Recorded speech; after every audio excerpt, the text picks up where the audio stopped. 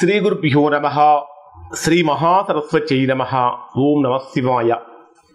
Narayana Sastry astrology channel వీక్షిస్తున్నటువంటి ప్రేక్షక మహాశైలకు స్వాగతం, సుస్వాగతం. ఈరోజు మనము 2025 సంవత్సరం మే 18వ తేదీన ఛాయాగ్రహమైనటువంటి రాహువు కుంభరాశిలోకి ప్రవేశిస్తాడు. కుంభరాశిలో 18 నెలల పాటు, అంటే 1.5 సంవత్సరం పాటు కుంభరాశిలో ఉంటాడు.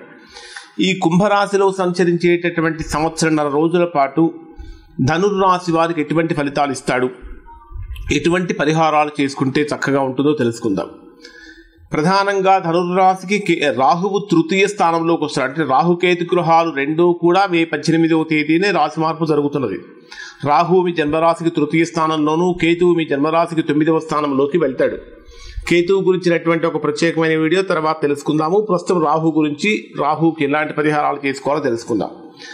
ఎలా ఉందంటే, రాహు మీ జన్మరాశికి తృతీయ స్థానంలో ప్రవేశిస్తాడు. తృతీయ స్థానం అనేది దేనికి సంబంధించిన స్థానం? ధైర్యానికి, సాహసానికి, పరాక్రమానికి, సోదరులకు, విక్రమ స్థానం, కమ్యూనికేషన్స్కి, మంచి రిలేషన్స్ మెయింటైన్ చేయడానికి, ప్రయాణాలకు, అనేక రకాలైనటువంటి జనసహకారానికి, వీటన్నిటికీ కూడా సంబంధించినటువంటి స్థానం. జనరల్గా తృతీయ స్థానంలో రాహు యొక్క ప్రభావం కనుక ఉంటే ఏ విధంగా ఉంటుందంటే, తృతీయ స్థానంలో సంచరించేటటువంటి రాహువు జాతకులకు, అంటే ఈ ధనుర్రాశి వారికి చక్కటి ఆయుర్దాయాన్ని కలిగిస్తాడు. ఇప్పటి వరకు ఎవరైనా సరే అనారోగ్య సమస్యలతో బాధపడుతూ ఉన్నట్లయితే వాటిని తగ్గిస్తాడు. అంటే ఆరోగ్యం అనేటటువంటి చక్కగా మెరుగుపడుతుంది. దీర్ఘాయుర్దాయం కలిగించేటటువంటి విధంగా చేస్తాడు. తృతీయ స్థానంలో సంచరించేటటువంటి రాహువు మనకు దీర్ఘాయుర్దాయం కూడా కలిగిస్తాడు.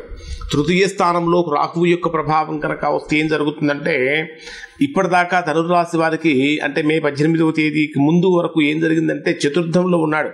జనరల్గా చతుర్థంలో రాహు ఉంటే దశమ స్థానంలో కేతు ఉంటాడు.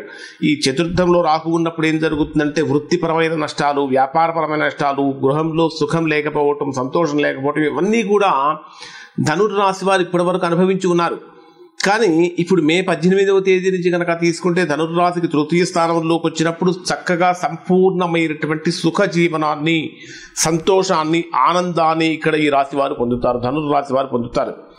సంపాదన కూడా ఇతరుల మీద ఆధారపడకుండా స్వయంగా సంపాదించేటటువంటి శక్తి సామర్థ్యాలు కూడా కలుగుతాయి. తృతీయ స్థానంలో రాహు ప్రవేశించినప్పుడు శత్రువుల మీద పైచేయి సాధిస్తాడు.